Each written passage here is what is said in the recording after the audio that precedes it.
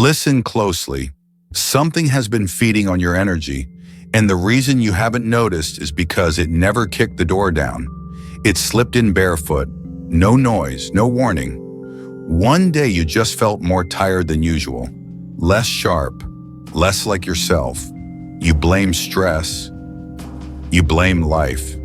You told yourself everyone feels like this. But deep down, something felt off. Sensitive people feel this first. The thinkers, the feelers, the ones who notice shifts before they happen. Your energy isn't loud, but it's rich, and anything rich attracts something hungry. Think of it like leaving a light on in the dark. You didn't invite anything, but something noticed. Before we go any further, if this message already feels uncomfortably familiar, pause for 1 second, like this video and subscribe. Not for me, but because when you do, YouTube pushes this message to others who are quietly dealing with the same invisible drain. This is how awareness spreads. This is how people stop thinking they're alone. Now listen, what I'm talking about doesn't feel evil. It doesn't feel dramatic. It feels normal. That's the danger. It feels like self-doubt, like second-guessing yourself, like waking up tired even after rest, like your mind turning against you when you're finally close to moving forward. This kind of attachment doesn't shout, it whispers. It sounds like your own thoughts. It hides behind your inner voice and slowly rearranges how you see yourself. Most people live with it for years, calling it who I am now. But you're here because something in you knows that's not true. And in the next part, I'm going to show you the first sign, one almost everyone misses because it feels harmless, until you realize what it's actually doing to you. Chapter 1. When the door is already open. That's how this enters your life. Not through fear, not through shock, but through familiarity. It feels almost safe at first, comfortable, like something you've known for a long time. And that's usually when people ask, if this is harmful, why doesn't it feel dangerous? Because it doesn't arrive as a threat, it arrives as a wound. This begins after someone makes you doubt your worth. A parent, a partner, a friend, a boss. Someone whose words stayed with you longer than they should have.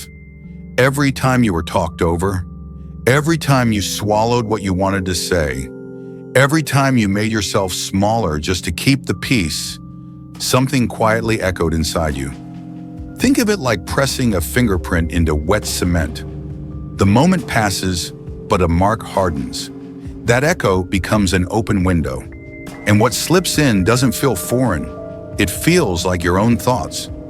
You might be wondering, did I invite this? No. Pain doesn't ask permission, and you didn't fail for being affected by it. You adapted. You survived. But survival patterns leave openings. Another question people ask is, why didn't I notice it happening? Because it grew the same way fog fills a room, slowly, silently, until one day clarity feels far away. This isn't about blame, it's about recognition, because once you see how it enters, you can stop letting it stay. Chapter 2. When their voice starts wearing your name. This is the moment most people miss.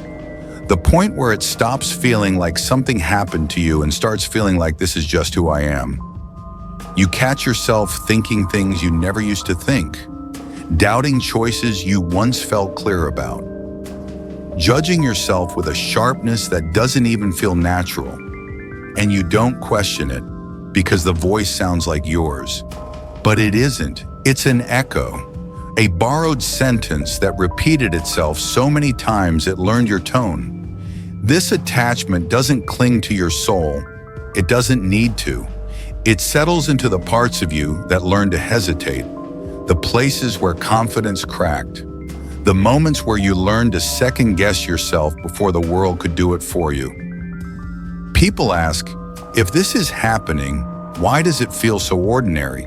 Because it grows in ordinary moments, when you're deciding whether to speak up, when you're about to take a risk, when you're choosing between what feels safe and what feels true. The voice steps in and quietly redirects you. Like a hand on the steering wheel you didn't notice until you're miles off course. Nothing dramatic changes overnight, but slowly your energy shifts, your choices shrink. Your life begins to revolve around avoiding discomfort instead of following truth. And that's how the echo becomes control without ever announcing itself. Chapter 3. Where the cracks quietly turn into doors. This doesn't arrive like a sudden attack. There's no dramatic moment where everything falls apart. It grows the way water seeps into a wall, drop by drop, through cracks you didn't even know were there. And over time, those cracks become gateways. One of the most common gateways is repetition. The same kind of relationship, different face, same feeling. You meet people who drain you instead of fuel you, who leave you second-guessing your words, your tone, your worth. You walk away feeling smaller than when you arrived, and somehow you tell yourself it's normal. People often ask, why do I keep attracting the same kind of person? It's not attraction, it's familiarity. The nervous system recognizes what it already knows, even when it hurts. Pain that feels familiar feels safer than the unknown. Each time you stay where you feel diminished, a quiet agreement is made inside you. A part of you opens, not because you're weak, but because you're trying to survive. And that opening becomes a doorway. Another question comes up here. Why doesn't it leave when the person leaves? Because the pattern stays. The emotional residue lingers, like smoke after a fire, long after the flames are gone. These gateways aren't dramatic. They're subtle habits, tolerating less than you deserve, explaining away discomfort, calling exhaustion love. And the more often those patterns repeat, the easier it becomes for something unwanted to take root and stay. Chapter 4. When unhealed pain leaves the door unlocked. Every time you return to someone who makes you feel smaller, something inside you quietly opens. Not because you want it to, but because the wound already exists. And wounds don't need invitations. They need attention. When they don't get it, they become entry points. Unresolved pain works the same way. Anger you never expressed, shame you swallowed to keep things calm. Moments of humiliation you told yourself didn't matter. These aren't just memories sitting in the past. They're like rooms in your inner house that were never cleaned out. The lights are off, the doors are open, and something always wanders in. People often wonder, why does this still affect me after all this time? Because time doesn't heal what you avoid. Avoidance preserves it. Pain that isn't faced doesn't fade. It feeds. Another question comes up here. Does this mean I'm weak for carrying it? No. It means you were strong enough to survive without support. But survival isn't the same as closure.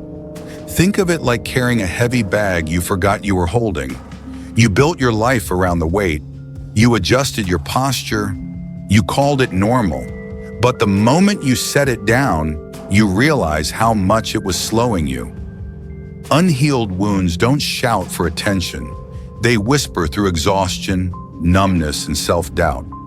And until they're acknowledged, they remain the easiest doors for something unwanted to walk through and stay. Chapter 5. Chasing light without touching ground. Many people think the answer is more awakening, more signs, more energy work. They jump from one spiritual idea to the next, chasing something that feels bigger, brighter, or more meaningful. But here's the problem. If you never take what you've learned and actually live it, a gap opens inside you. A space between who you really are and who you think you're supposed to be. You might ask, if I'm learning and growing, isn't that enough? No. Knowledge without integration is like planting seeds on bare concrete. They can't take root. That gap becomes a soft spot, a place where energy that isn't yours can slip in. It's easy to overlook because it feels noble. You're trying to expand, to evolve, to become higher. But the louder the chase, the more your own foundation erodes. And the gap starts whispering, something is wrong with you. You're not enough yet. Think of it like walking on a tightrope with no safety net. Every imbalance, every doubt, every unfinished lesson becomes an opening for influence that feeds on uncertainty. The higher you reach without grounding, the further you can fall. And the scary part? Most people never even notice the danger until it's already shaping their life. Chapter 6. When perfection becomes the prison.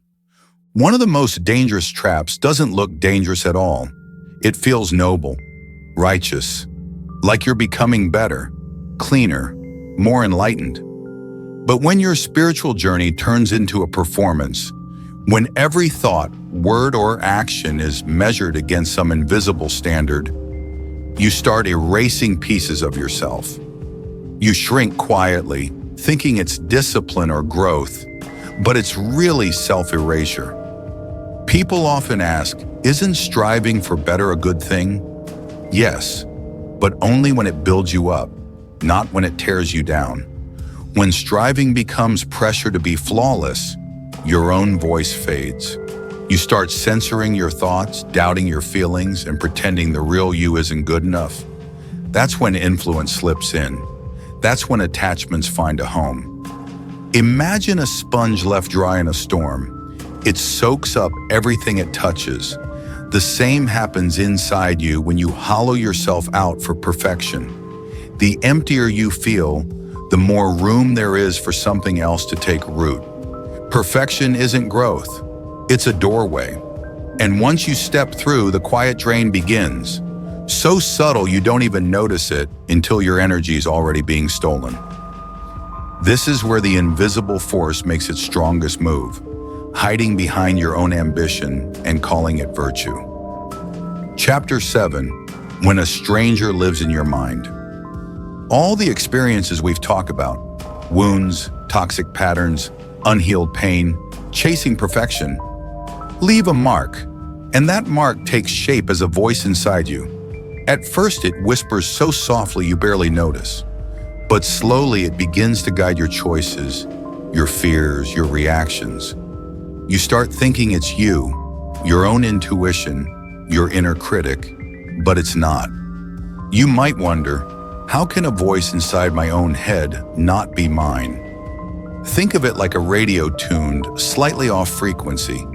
You hear a signal, familiar yet wrong, and unconsciously follow it. It directs your steps, your words, even the way you see yourself. That is the birthplace of the attachment. Most people never notice it because it doesn't announce itself. It hides in the pauses between your thoughts, in the hesitation before you speak, in the second guessing after a decision. But once you recognize the tone, once you hear the echo for what it really is, everything changes. Picture a puppet whose strings you didn't see.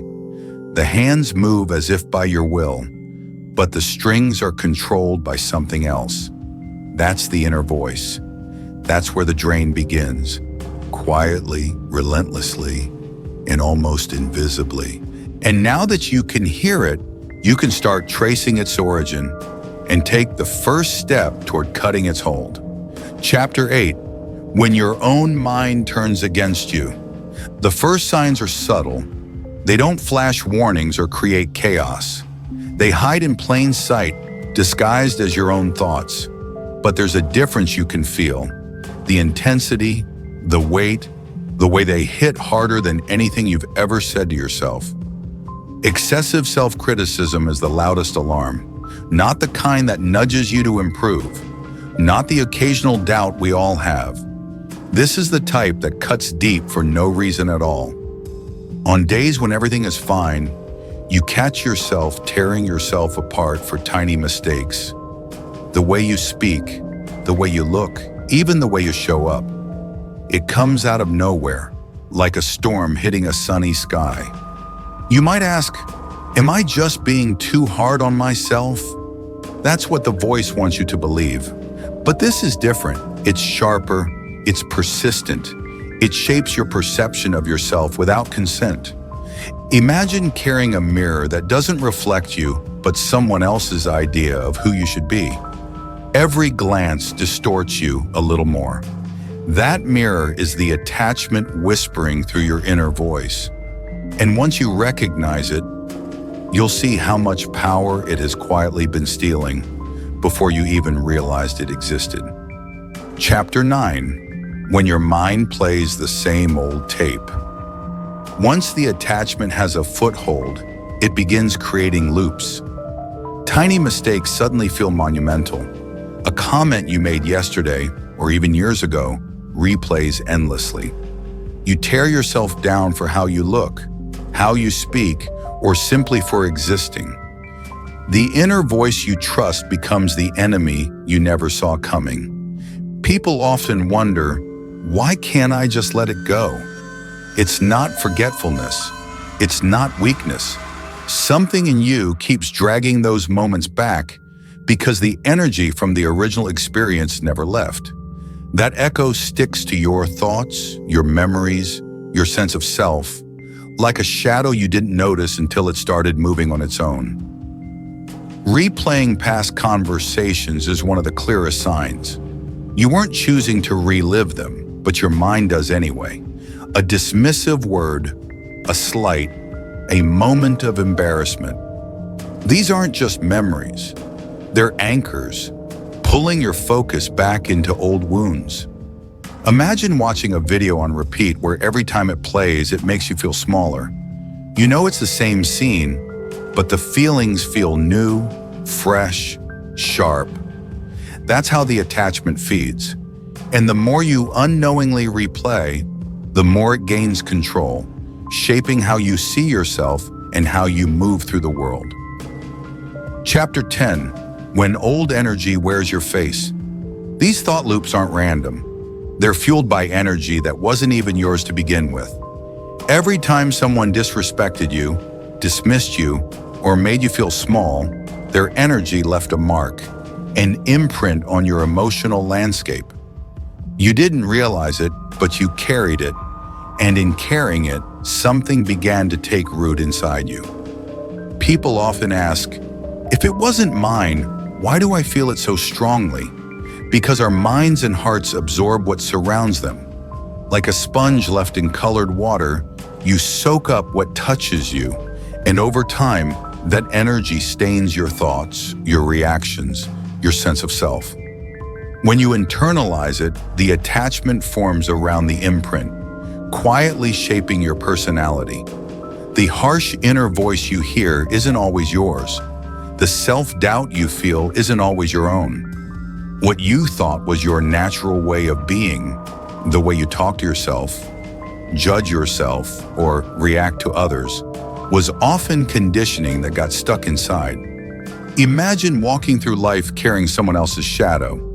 Every move you make, every thought you think, echoes someone else's past energy. That's why breaking free isn't about changing yourself. It's about recognizing what was never yours to begin with and reclaiming your space. Chapter 11. When old shadows keep feeding. Attachments don't survive on their own.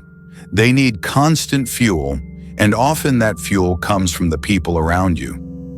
Even if the person who started it all is long gone, the emotional imprint they left behind doesn't just vanish, it lingers, like smoke in a room, waiting for a spark.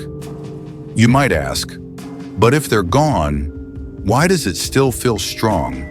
Because the pattern keeps being fed.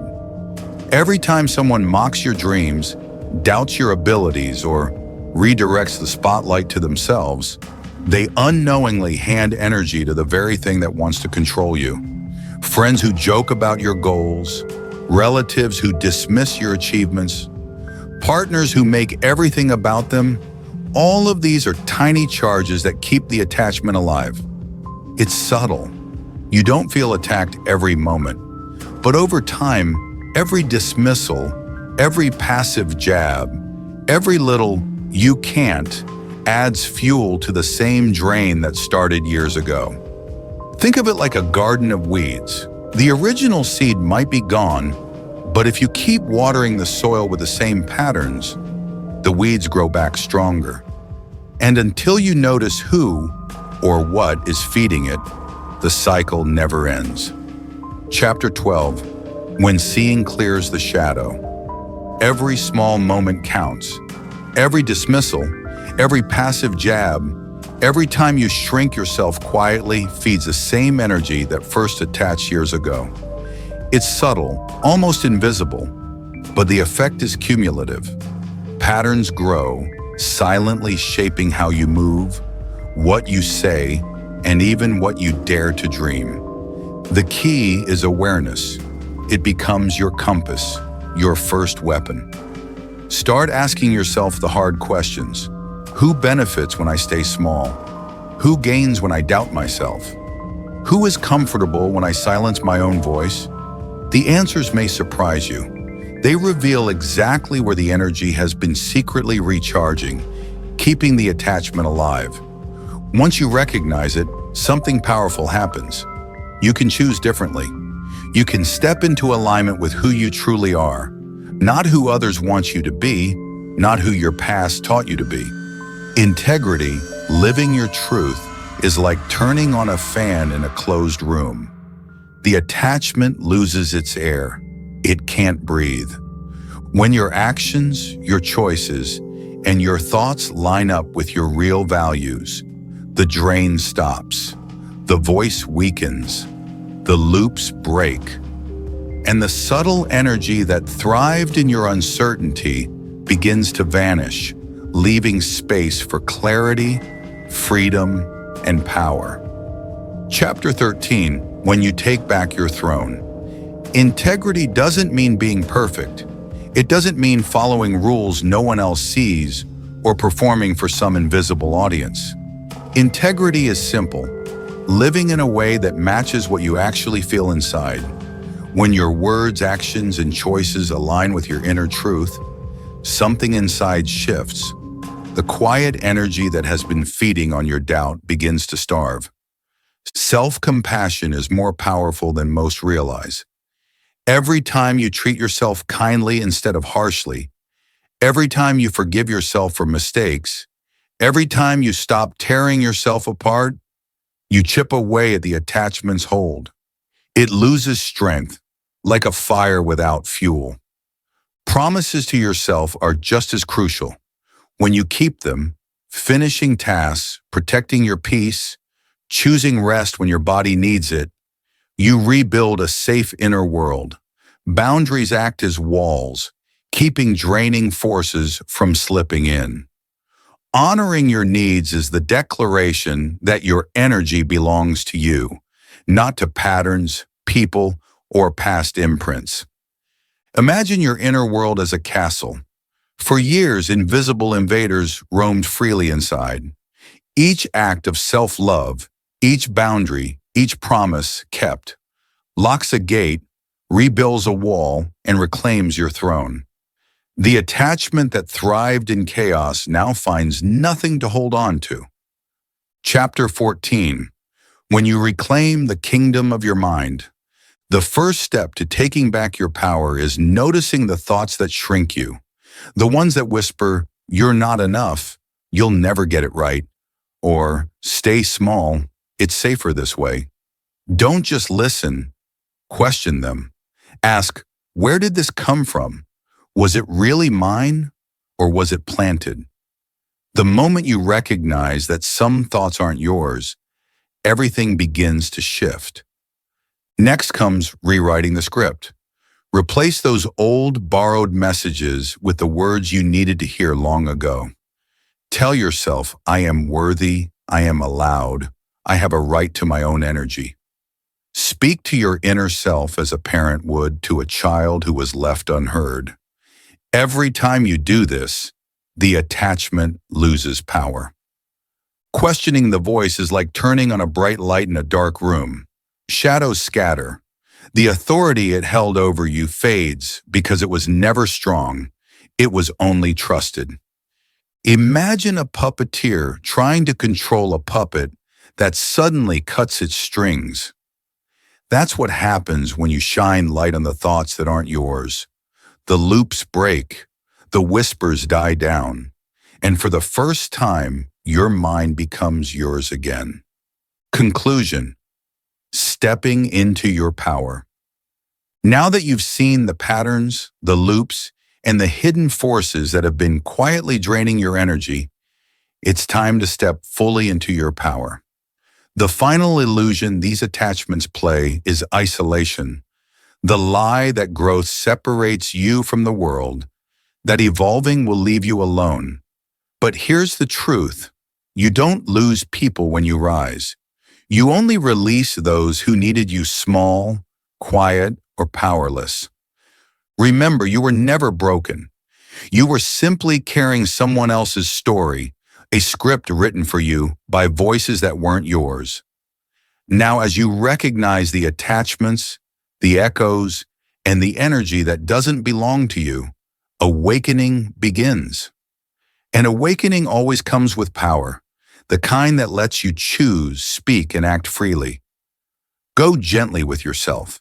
There's no need to rush, no need to force, and no need to carry what was never yours. If message reached you, if even a small part of it sparked clarity, take action today. Like this video, subscribe, and comment the number 77 to signal that you're reclaiming your energy. Sharing this helps spread the message to others who might still be trapped. And it reminds you that your journey toward freedom is real, possible, and happening right now.